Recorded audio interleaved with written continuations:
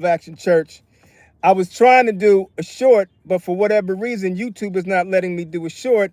So I'm going to do a live, and the live is not going to be that long. But I do want to share some things regarding how does God work in our lives. Has anyone ever wondered, how does God work? How does this creator that is all knowing, all powerful, and all wise work in our lives? How does this creator who wants to have a relationship with us, and as a Christ follower, I believe through Jesus of Nazareth, whom Christ followers, some would say Christians, call Jesus Christ, how does he work? How do I know? Whitney used to have a song back in the day, how do I know? Or how will I know? How will I know? How do I know if God is working in our lives? So three things, three components to God's working in our lives. First, it may not be obvious, but ask. Ask God to work in your life. You can have a general prayer, God work in my life, or you can have a specific prayer. Right now, I need God to work in my financial life. Maybe you need God to work in your career. Ask. Maybe you're projecting a better future. Ask God to work regarding your future. Maybe it's your family. Maybe like me, it's your finances. It could be your fitness. We're still in January. No, we're in January. No, we're in February now. So we've had a month of New Year's resolutions, and I think there's a statistic that says within 22 days, most people have forgotten their New Year's resolution. If you remember yours, it could be regarding your fitness. You want to get back in shape, and it could be your faith. You want to return to faith. You want to enhance your faith. So number one, ask. Here's the piece. Because in a humanistic society, we believe that whatever we desire, God will give. Not true. That's not what the scriptures teach. If it is God's will, I could ask God to help me.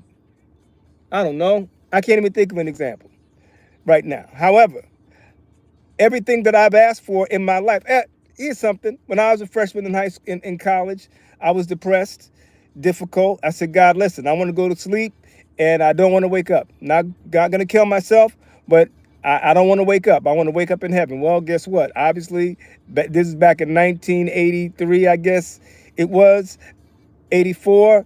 I'm still here. Yes. Has no faith or is a prayer to fee. Yes. So I hope I'm pronouncing your name Johannes or Johannes Brahms.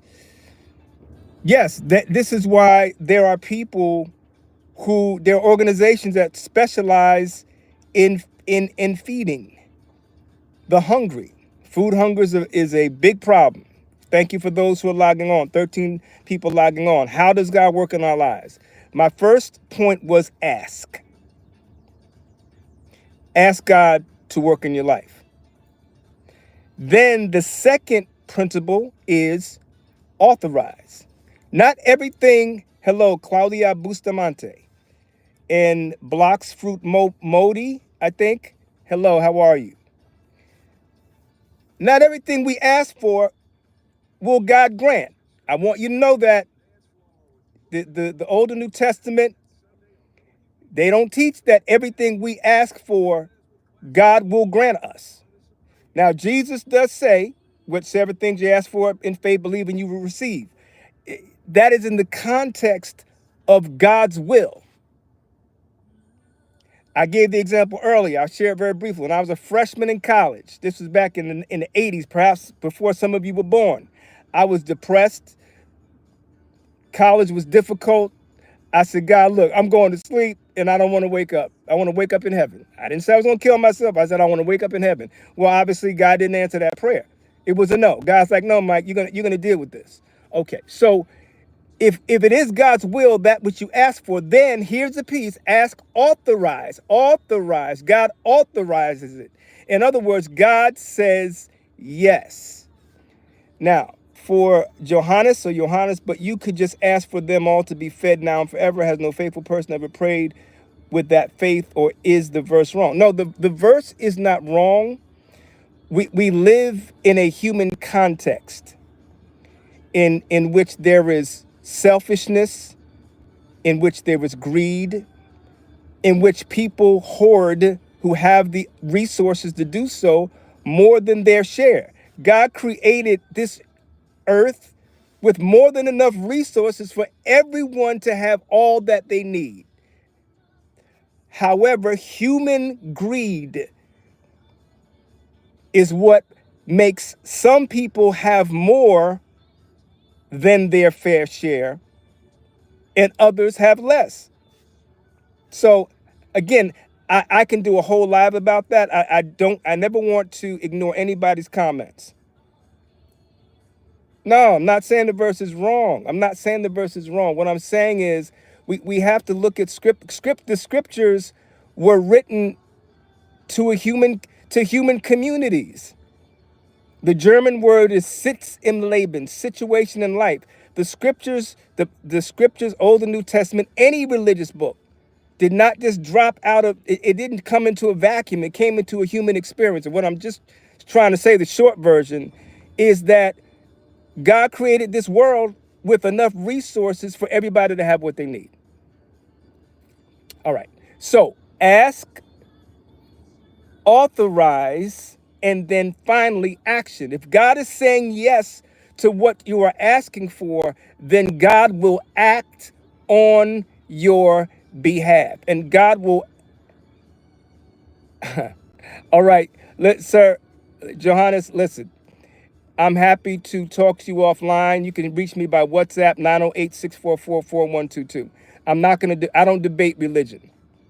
It sounds like you're trying to make that verse speak to something that it may not be speaking to. And that's okay. We all have a right to our interpretation. And anybody watching, I don't debate religion. I don't debate perspective. I want this to be a short live, and we could have a whole hour discussion about this. So I do thank you, sir, for your comment. I'm going to move on.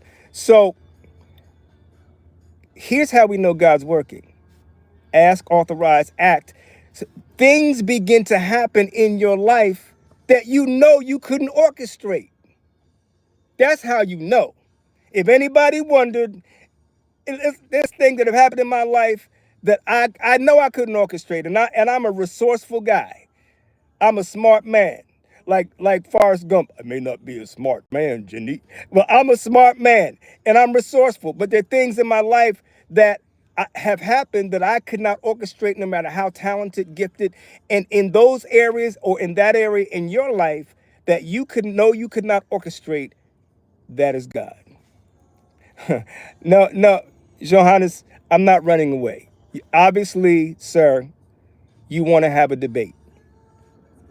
And let me just say, that will not happen here. I've already let you know, if you want to talk offline, which obviously you don't, you want to have an online argument, you can reach me via WhatsApp, 908-644-4122. So if you really want to have an offline conversation, you'll reach out. But if you want to have an online argument, you'll never get one from me. You have a blessed day, sir. I'm going to reach those who want to learn. So ask, acknowledge, action. I'm going to end with this. Perhaps you've never considered having a relationship with God through Jesus Christ. I call myself a Christ follower, which means that I want to learn and live the life and the teachings of Jesus of Nazareth, whom those who are Christians or Christ followers call Jesus Christ. If you want to develop a relationship with him, it can start very simply. It's as easy as ABC. Ask, believe, confess. Believe, confess. Accept what Jesus did. He died for us out of love. Believe it. In other words, put your faith and your trust in it and confess it. Just say it. And if you do that right now, you will become a Christ follower. If anybody did that, I am going to give you, as I did with Johannes Brahms, my WhatsApp number, 908-644-4122. Reach out to me. I would welcome the opportunity to be your virtual pastor. And if you live in the New Jersey or New York area, I would be happy to get together with you for prayer, Bible study, etc. At the same time, Zoom always works. So today's topic was, how does God work in our lives? I'm your faith leader, Michael Teague. This is Action Church. It is a faith community for those who want to make things happen. I'm going to end with this. Start where you are with what you have and do something for God today. One love. Peace. God bless.